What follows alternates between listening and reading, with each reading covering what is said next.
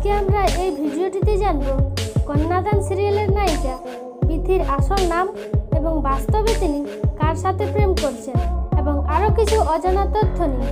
তো চলুন শুরু করি। তার আগে আপনি যদি আমাদের চ্যানেলে নতুন এসে থাকেন তাহলে অবশ্যই চ্যানেলটিকে সাবস্ক্রাইব করে পাশে থাকা বেল আইকনটি ক্লিক করে রাখুন, কারণ আপনার জন্য অপেক্ষা করছে বিনোদন জগতের আরও নিত্য নতুন ভিডিও।